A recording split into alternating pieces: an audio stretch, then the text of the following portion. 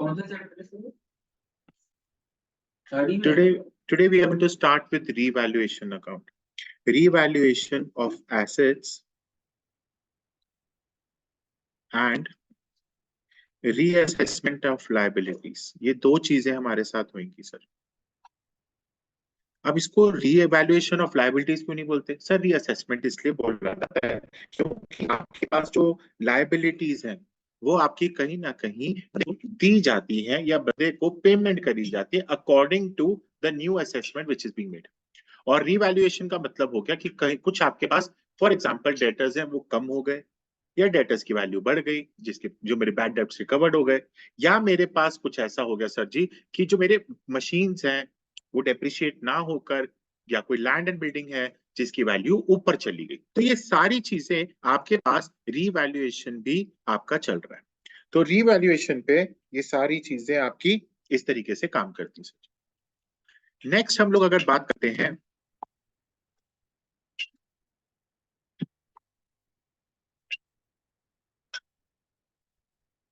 Revaluation में, तो अब कभी भी जब हमारी वैल्यू इंक्रीज होती है, कभी भी वैल्यू एसेट की इंक्रीज होती है, तो हमारे पास क्या आता है?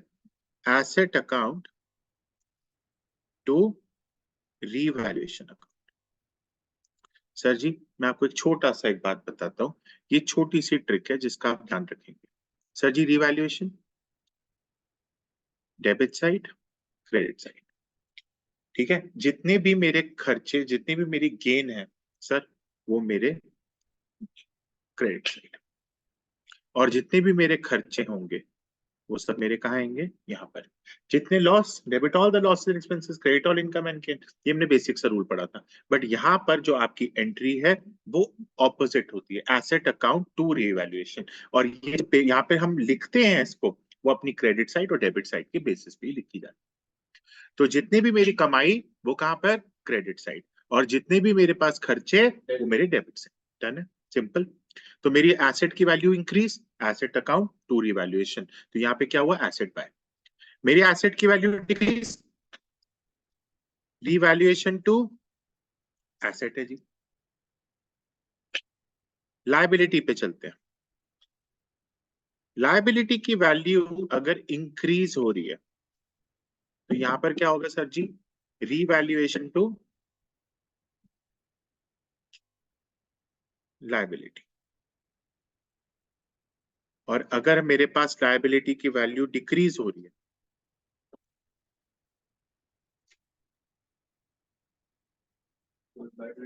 Liabilities to revaluation. ठीक है, इसमें तो कोई प्रॉब्लम नहीं है, इजी. ठीक है सर जी. मेरे पास एक चीज और भी है, जैसे कि कोई अनरिकॉर्डेड एसेट्स है. सर अनरिकॉर्डेड एसेट्स मेरे को फायदा देगा या नुकसान देगा? फायदा ही देगा, इसमें तो कोई डाउट नहीं है कि इसमें फायदा देगा. तो मेरे पास अनरिकॉर्डेड एसेट, तो यहां पर क्या हो जाएगा? Unrecorded asset to revaluation. और अगर कोई भी अनरिकॉर्डेड लायबिलिटी हुई तो जस्ट ऑपोजिट. ये तो एक ऐसी लायबिलिटी जो खड़ी हो गई बेमतलब, मुझे पता नहीं था. ठीक है सर जी, मेरा नुकसान हो गया. Revaluation to unrecorded liability. Any doubt? ठीक है. इसके बाद मेरे भाई, मैंने आपको डी और सी के बारे में बहुत बार बात बताई है. When D is greater than C, it's a loss. ठीक है. And when C is greater than D, it's a profit. इसको रियल लाइफ में आप कुछ भी बोले, वो आप मेरे को कोई फर्क नहीं पड़ता, आप किसी भी तरीके से इसको याद करें. D is always, when the D is greater than C, it's always a loss. When C is greater than D, it's a profit. हमेशा ध्यान रखिएगा. तो जब भी मेरे पास, अगर मैं D is greater than C loss में जा रहा हूं, तो मेरे पास बनेगा पार्टनर्स कैपिटल टू रीवैल्यूएशन. मैंने उल्टा लिख दिया, ये इसका है सब. और ये वाले का मेरे पास हो जाएगा रीवैल्यूएशन टू पार्टनर्स कैपिटल. ठीक है भाई जी, कोई प्रॉब्लम इसमें, कोई दिक्कत? D is greater then C, it's a loss. C is greater then D, it's a profit. आप लोग प्लीज मेरे साथ एक काम कर लीजिए, इसका एक पूरा फॉर्मेट तैयार करके बना लीजिए. So now we have completed this revaluation का पूरा थिंग. रिवैल्यूएशन का ये पूरा जो आपका कंसेप्ट है, आपके पास टू साइड्स हैं, डेबिट साइड, एक हमारी क्रेडिट साइड. तो मेरे पास जितने भी एसेट्स डिक्रीज हुए हैं left hand side, liabilities increase हुई हैं इंडिविजुअली, वो आपके पास हो गया left hand side. Liabilities decrease हुई हैं इंडिविजुअली, तो आपके पास right hand side. Unrecorded liabilities increase, unrecorded assets increase. Partners capital में यानी जो हमने रेम्यूनरेशन दी है पार्टनर्स को, वो, और जो पार्टनर्स कैपिटल से हमारे पास कुछ भी चीजें, पार्टनर को रेम्यूनरेशन तो नहीं होता ये पार्टनर्स कैपिटल में हम लोगों ने कोई भी, अगर पार्टनर ने कोई पेमेंट करी है, इंटरेस्ट ऑन ड्राइंग्स वगैरह टाइप का कुछ है, इंटरेस्ट ऑन ड्राइंग्स तो नहीं बोलेंगे, बट एग्जैक्टली आपके पार्टनर्स ने अगर कुछ भी दिया है कंपनी को पैसा, तो यहाँ से आपका बाय पार्टनर्स कैपिटल अकाउंट. ठीक है. Next, debit side is greater than credit side, it's a loss. And credit side is greater then, sorry, debit side is greater than credit side, it's a loss. And credit side is greater than debit side, it's a gain. तो मेरे पास यहाँ पे gain जो आएगा इस side और loss जो आएगा इस साइड, क्योंकि यहाँ पर क्या हुआ है सिचुएशन में, credit side is greater than debit side, तो इसको बैलेंस करा है. और यहाँ पे debit side is greater than credit side, इसको बैलेंस करा है अपने पार्टनर्स कैपिटल के through. Now we are doing illustration number 20 of your book. ठीक है. इलस्ट्रेशन नंबर 20 हम आपका शुरू करने जा रहे हैं. अब इसके साथ हम आगे बढ़ेंगे इलस्ट्रेशन नंबर 20 पे.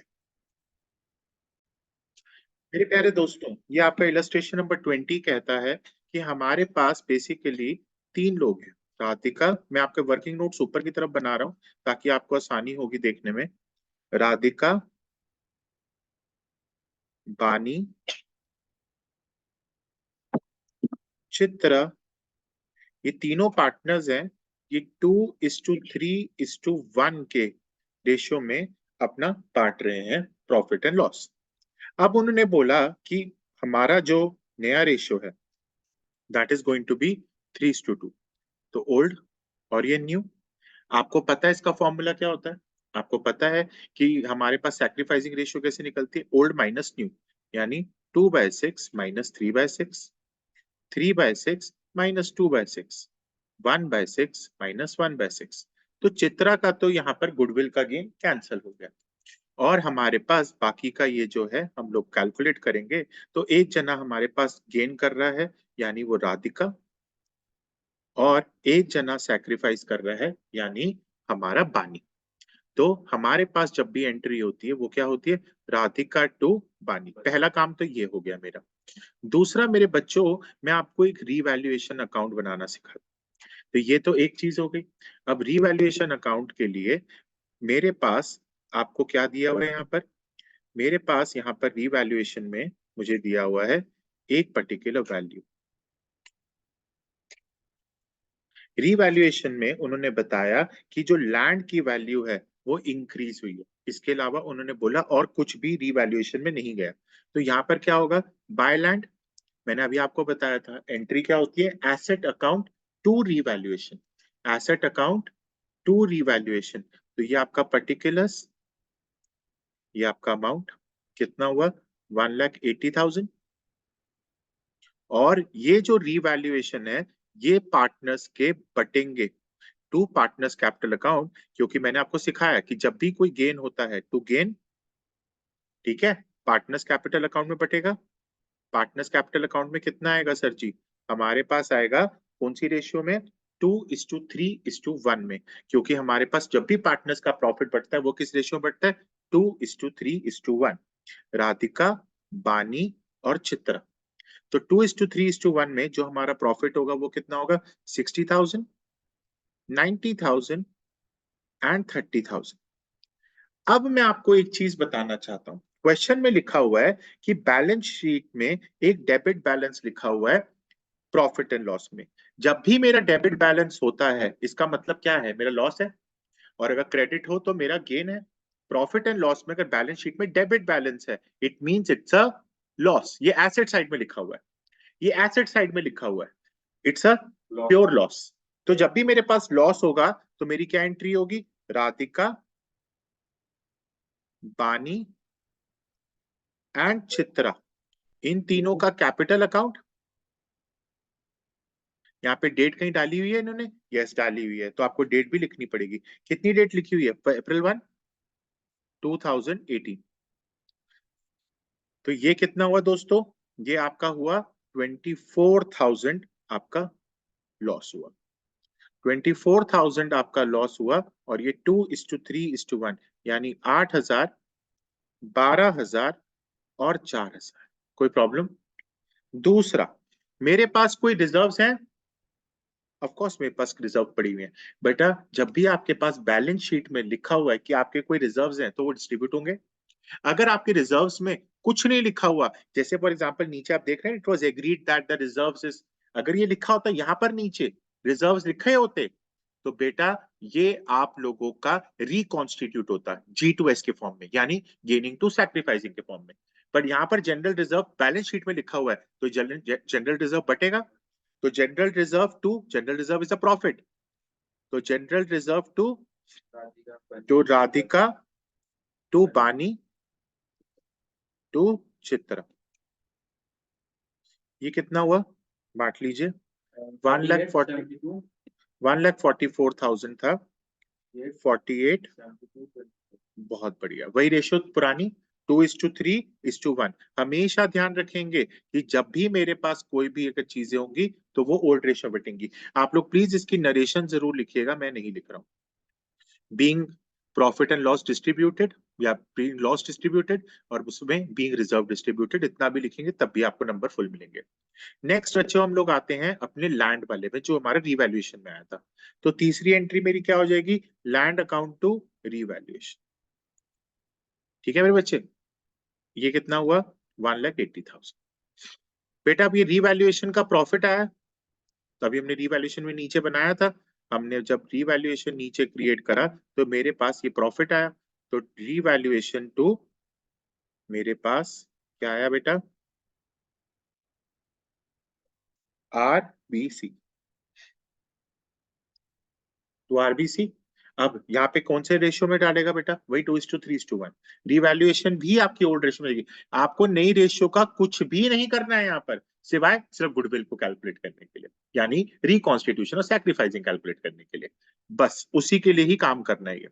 बाकी किसी चीज में कुछ भी नहीं आएगा। समझ में आई? तो यहाँ पर मेरे पास रिवैल्यूएशन में क्या होगा इसके बाद? ये नेक्स्ट मेरे बच्चे क्या गया? अब हमारे पास आया है हमारा प्यारा सा गुडविल। तो गुडविल में मेरे पास एंट्री क्या होती है? G2S। हमेशा ध्यान रखिएगा, G से होते हुए ही S होगा। G का गेट खुलेगा S के थ्रू, तो इसको ऐसे याद रखेंगे, गेट खुलेगा सिर्फ S के थ्रू। तो S के थ्रू ही सारे गेट्स खुलते हैं दुनिया। ठीक है, तो आते हैं मेरे पास, तो इसका क्या आएगा बेटा? राधिका ने गेन किया, हमने ऊपर देखा, और बानी के सैक्रिफाइस। ठीक है, तो यहाँ पे कितना अमाउंट है? 1/6 ऑफ कितना हमारे पास गुडविल था? 1,80,000, 30,000, 30,000। And this is your answer. Thank you.